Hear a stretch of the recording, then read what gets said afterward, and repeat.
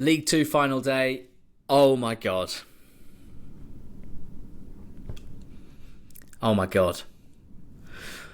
Oh my God. Injury time drama. Bradford City have won promotion. They were third heading into final day. They're third to end it. They'll be in League One next season. They've done it. They did so with a goal in the 96th minute. A shot from the edge of the box that hit Anthony Sarcevic's promotion-blessed shins and flew into the corner. They beat Fleetwood by 1-0. Had they not scored that goal, had it hit Sarcevic's shins and gone the wrong side of the post, Walsall would have won promotion. They won a game for the first time in 14 at Crewe through a goal from George Hall. They did what they needed to do today. Can't say the same about the last couple of months. George, this was sensational drama in a sensational renewal of League Two, which might not have had the sharks of Wrexham and Stockport and Mansfield with their big goal differences and their big budgets and their big points tallies. But by God, it's been fun, and it was right to the end. I mean, I don't really know where to start with these two teams, because you've got in Bradford the team that in any normal season would be like the caricature of the team that cannot go over the line, who, when their home form for much of the season has been so impressive, they went on that incredible run earlier in the year, but when the push has come to shove, they have managed to find ways to frustrate or to throw away leading positions or to shoot themselves in the foot, such as Aidan Baldwin's red card after the half-time whistle had gone, and then missing a penalty in their last game before this one against Doncaster, the team that ended up winning the league. And today it felt like it might be the same, where knowing they needed to win the game, regardless of what happened in the Walsall game, Anthony Sarcevic is given a clear opportunity heading into injury time, 6 yards out, and he fires the ball over the bar. And I turned to you and said, that is promotion addict Anthony Sarcevic missing a chance. It's not going to happen for them.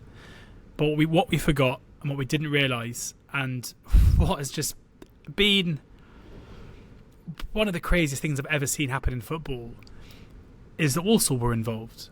And this is a Walsall side that on the 24th of January were 12 points clear at the top of League Two. A Walsall side who on the 24th of January were 17 points clear of Bradford, who since that moment have only won 3 league games, today away at Crewe being one of those 3, who scored a last-minute winner against Newport a couple of weeks ago, only for it to transpire that Oisin McKenty, their centre-back who scored the goal, had decided to palm it into the back of the net rather than head it. A team who lost at home last weekend to Accrington Stanley 1-0, a team with nothing to play for, having hit the woodwork twice and then conceding an absolute wonder strike for not the first time this season, who today finally found a way to kick the ball into the goal for a goal that actually counted, and win a game of football. Like, Matt, I remember saying to you, like, watching Sadler on the touchline for Walsall and just saying, like, how must he feel? Like, how relieved must this man feel that he's going to actually get this team over the line, that he hasn't going to have to lift them again, that he isn't going to have to face up to chance for him to be sacked ahead of a playoff campaign, that he isn't going to have to manage 2 playoff semi-finals against a team that has managed to force their way into 7th place. But a deflected shot ends all of that.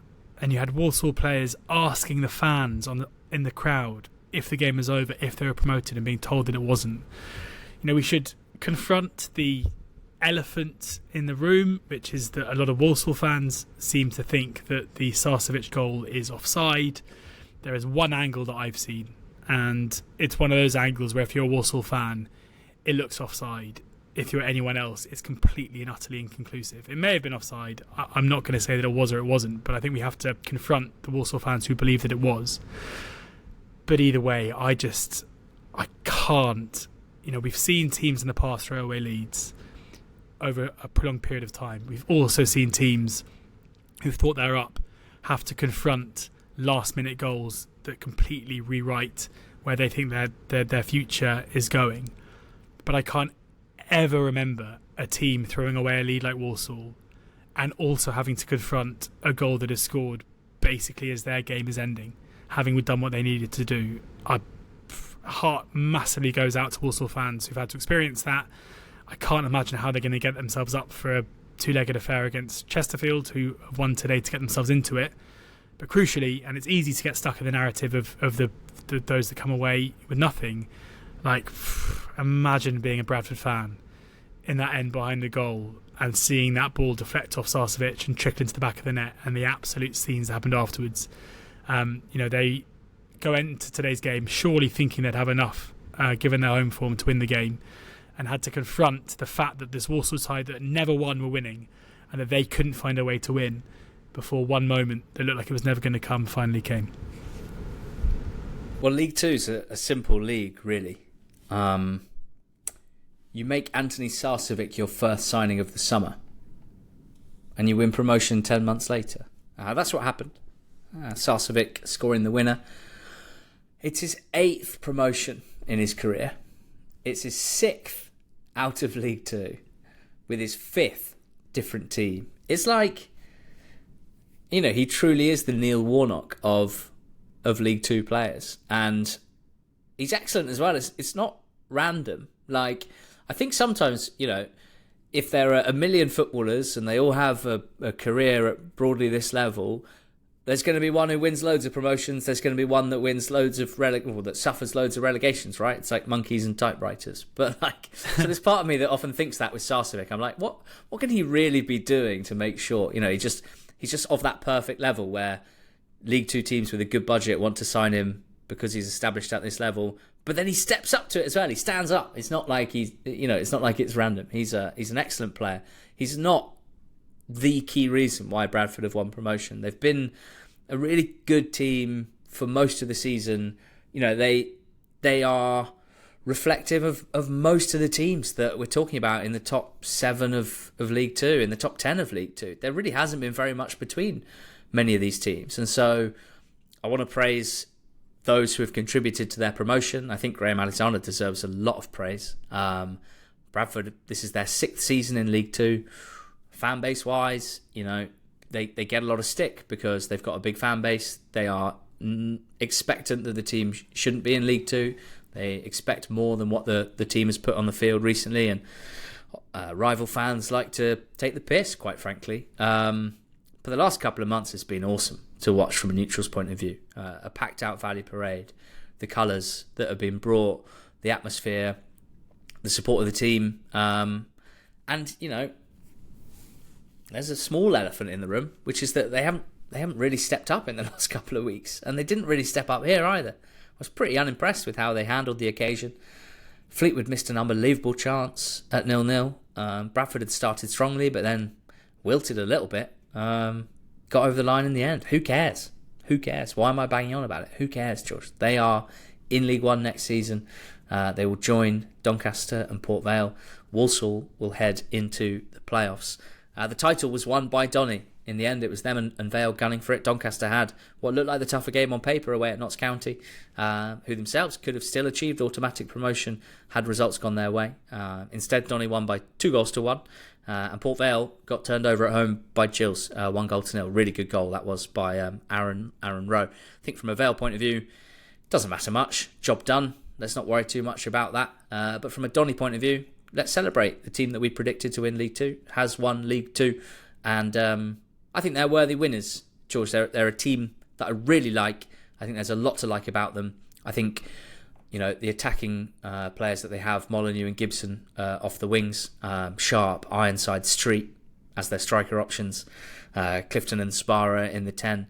They've got an excellent squad. There's no doubt about that. But one of the things that maybe opposition fans won't have appreciated is that they developed a really good defensive unit of Sterry, Sharman Lowe in goal, Sterry right back, Olowu right centre-back, McGrath left centre-back, and then Maxwell at left-back. And Olowu and McGrath both got injured and have been missing for almost the entirety of the last few months. And whereas, in difficult circumstances, with absences and injuries, a lot of their peers have fumbled or folded or crumbled, or all those other words, Donny have managed to cope with that pretty well. And Owen Bailey deserves credit, that the man who's captained them for much of this season, for dropping back from midfield to play at centre-back, and they've not lost anything at the back because of that. Tom Anderson deserves credit for stepping in and being a rock at the back when they needed him to do. And Grant McCann deserves credit as well for doing what he does well. Yeah, I think because of the nature of League Two this season, they're probably the most unheralded champions we've ever had of a league. In a weird way, you know, the points tally isn't loads. They've been vulnerable for a lot of the season, but massive credit for what's happened in the last couple of months with Doncaster. You know, we talk a lot about League Two being the league where whoever gets in a dominant position finds a way to throw it away. Well, they were that team when they lost 1-0 away from home at Bromley back in the beginning of March, but they haven't lost since then. And when the top three came up very much for grabs, they won their last 4 games of the season. And they weren't necessarily easy games. So they've gone to a Notts County side away from home on final day who were going to finish in the top 7. They went into this promotion shootout at home to Bradford. And yes, they won it 2-1, but they were 2-0 up late on in the game. They hosted a Colchester side who were charging towards the playoffs and wanted to finish in the top 7. They won that game 3-0. And they went to a Tranmere side who needed points in order to ensure safety. And they won that game 3-0. They've been the clutch team when it's actually really mattered in League Two. And I think McCann deserves immense credit for that. And also, I think in Rob Street, we have one of the best January signings I can remember in recent history. Now, this is a guy who's shown in flashes what he's capable of. You know, he's a young target man style big striker who's shown his capabilities of holding the ball up, and his physical, you know, his aerial wins and everything else have always been strong. But he's always played for quite bad teams, and as such, his goal scoring record has been pretty bad. You know, he scored 2 goals in 1,000 minutes at Newport, 4 goals in 2,000 minutes for Shrewsbury in League One, 2 goals in 1,600 minutes in Cheltenham for Cheltenham in League One. Hasn't really done it at Lincoln since going there. And he goes to Doncaster, a team who actually create chances with quality out wide, and he scored 12 goals in 1,400 minutes. So that is an incredible goal return. And you know, often January signings are heralded but actually provide very little. I don't think it's an over-exaggeration to say that Rob Street could be the difference between Doncaster finishing in the top 3 and not this season. Like, his arrival has enabled them to manage the minutes as sharp and not rely so much on the goal threat of Molineux. And you know, it's fitting that he was the protagonist today in scoring the 2 goals that wins them the league. Yeah, I love that. Absolutely love that. And for the second season in a row, Lincoln have sent a young striker, a burly young striker no less, to League Two. First Freddie Draper and now Rob Street, and they've looked excellent. Just play him, lads. The onus is on them to kick on at League One level now when he goes back to Lincoln. But even from a Lincoln point of view, it's a great place to have placed him, and it's worked out really well. The playoff picture was pretty exciting actually. Salford kind of bottled this. George, they went to already relegated Carlisle United. Now, the statistics of already relegated teams on final day in the EFL are predictably horrendous. They don't tend to do very well. They all want the season to finish. Most of the players don't want to be dropping to non-league. Most of the fans want to see the back of them. It wasn't the case for Carlisle, who went 2-0 up against Salford. And Salford did manage to bring it back to 2-2, but we watched the second half of this game. I was really unimpressed with the way that Salford approached this from the moment they got back to 2-2. I was unimpressed with how they approached the first half. It's hard for me to get away from the fact that compared to a lot of teams that I watch at this level, Salford take a very different approach, where to me they look like a team of individuals quite often. They look like a team who just try and rely on the quality that they have and don't necessarily impress as much as a team unit compared to a lot of the teams around them. And so for that reason, and how unimpressed I was watching them take on Carlisle, I don't really think they deserved that playoff spot. In the end, it was nicked by Chesterfield, who went to Accrington and won by 1-0. Chesterfield, who came up from the National League last season, will be in the League Two playoffs. They'll be playing against a Walsall side that's only won 3 of their last, whatever it is, league games. And that's going to be fascinating. And they finish the season with 2 wins to nick that final playoff spot. Wimbledon and Notts County will play each other. Wimbledon managing to steal home advantage here over Notts with a win at Grimsby by 1-0, while Notts fell at home to Doncaster Rovers. George, that Grimsby-Wimbledon game, Grimbledon, as we were calling it, it was basically win and you're in. And it'd be really frustrating for Grimsby looking back on it, knowing that in the first half they made the running, they had the majority of shots in that game. Wimbledon weren't offering very much and were trying to slow the game down and boil the game down to not very much. But frankly, that's been Wimbledon's blueprint away from home over the course of this season. And whether you like watching it or not, whether you get frustrated about it from an opposition point of view, frankly, from a Wimbledon fan point of view sometimes, because the team rarely cut loose away from home, it's an approach that has given them a pretty good away record this season. And today, it was the correct approach for them to manage a game where they had a lot of pressure, a lot of people expecting their form to continue and for them to drop out of the playoffs. They stepped up, Sam Hutchinson scoring a set-piece goal early in the second half. Wimbledon will be in the League Two playoffs. Yeah, we had some messages from Wimbledon fans on the squad off the back of what I said on Monday, and this 100% isn't a "I told you so" because it was understandable. I mentioned saying, Jackson setting Dons up to win, and the criticism was, hold on, if he's setting us up to win, then why are our attacking numbers so poor? And I guess it's kind of clumsily worded. What I more meant is, the means by which Wimbledon are playing these games is often a good source of winning points, where they are defensively very, very good. They don't create much, but if you don't concede much, then often you'll come away from games with marginal wins. And this was one of those games where, as you say, there wasn't much between the two sides. I think there were only 350 passes completed in the whole game, which is rancid. But Hutchinson scores from a set piece, and that's enough to get them over the line. And frankly, Wimbledon have been due a result like this because they haven't been as bad, I don't think, as their results have looked over the last few weeks. And it definitely feels like that run of games where they conceded when they were ahead and they squandered leads knocked them. For Grimsby, this is incredibly damaging, where a few weeks ago it felt like they needed to win games in order to force their way into the top 7, but because results elsewhere have gone their way, they squandered that lead against Port Vale, where they were 2-0 up heading into the last 10 minutes and drew the game 2-2. They were unable to win away at an MK Dons side with nothing to play for. They were beaten 4-0 at home by Swindon. It was frankly ridiculous that they came into this game with any possibility of getting into the top 7. But to lose this again, it feels like they have had so many opportunities to take this opportunity to get into the top 7. But what I would say about Grimsby, unlike AFC Wimbledon, where it feels like having had a season of kind of laying down the project last campaign, this was the season where Dons had to go and achieve. I kind of feel like with Grimsby, had they got into the playoffs, it would have been ahead of schedule. I think in David Artell, they've got a manager who's taken them forward very quickly.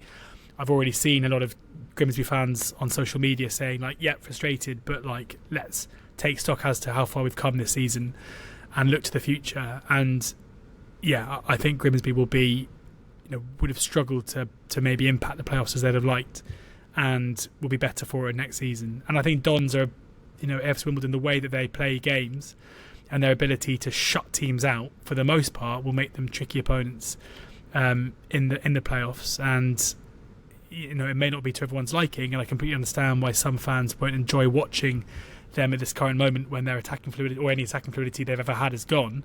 But that doesn't mean that they're a bad team or a team that roll over for sides for the most part. Yeah, League Two playoffs is going to be pretty fascinating as one team coming into it with the famous #momentum in Chesterfield, and 3 teams without very much of it in Walsall, Notts County and Wimbledon. We'll be previewing that over the next couple of days, so keep an eye on the pod feed on the YouTube channel. They'll drop as soon as they are ready early next week.